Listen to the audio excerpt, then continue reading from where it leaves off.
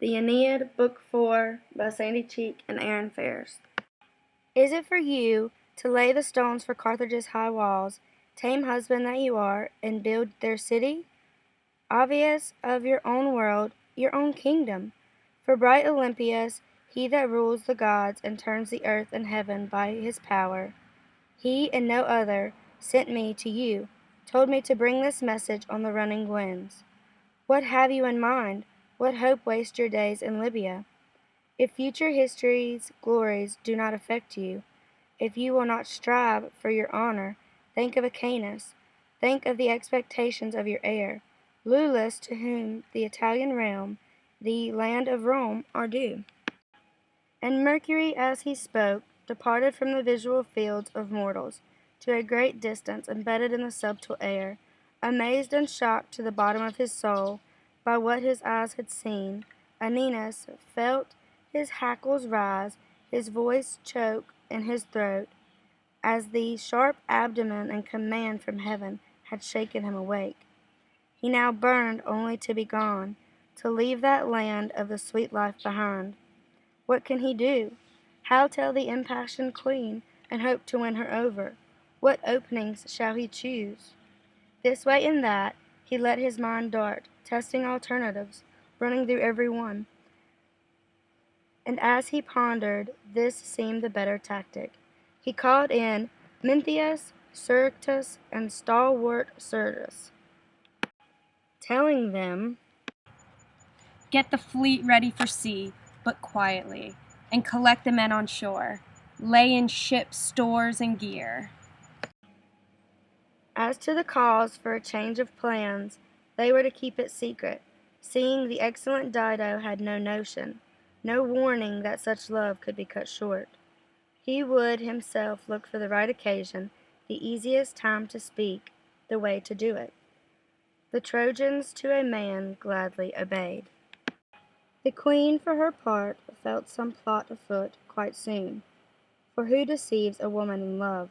She caught wind of a change, being in fear of what had seemed for her safety. Evil rumor, shameless as before, brought word to her in her distracted state of ships being rigged and trim for sailing. Furious, at her wits' end, she traversed the whole city, all aflame with rage, like a bacchant driven wild by emblems shaken when the mountain reveals of the odd year possesses her. When the cries of Bacchant rises and Cyprian calls all through the shouting night, thus it turned out she was the first to speak and charge Aeneas. "You even hoped to keep me in the dark as to this outrage, did you, two-faced man, and slip away in silence? Can our love not hold you? Can the pledge we gave not hold you? Can Dido not, now sure to die in pain? Even in winter weather must you toil with ships and fret to launch against high winds for the open sea.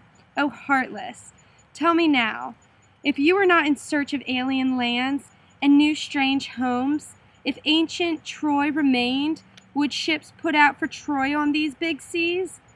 Do you go to get away from me?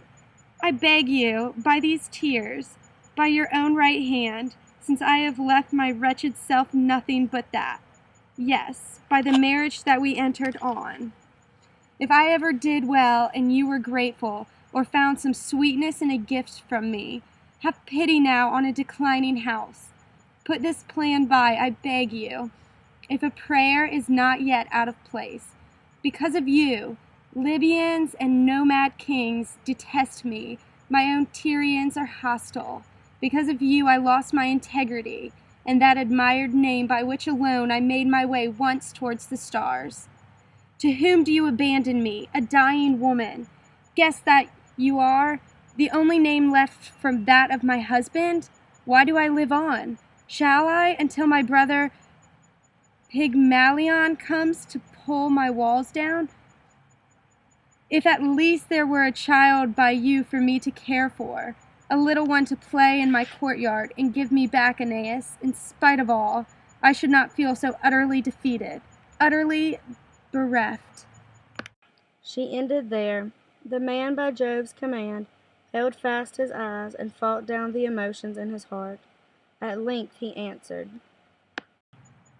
As for myself, be sure, I never shall deny all that you can say, your majesty, of what you meant to me. Never will the memory of Elisa stale for me, while I can still remember my own life and the spirit rules my body.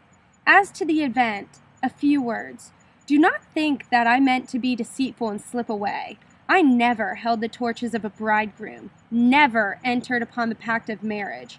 If fate permitted me to spend my days by my own lights, and make the best of things according to my wishes, first of all, I should look after Troy and the loved relics left me of my people. Priam's great hall should stand again.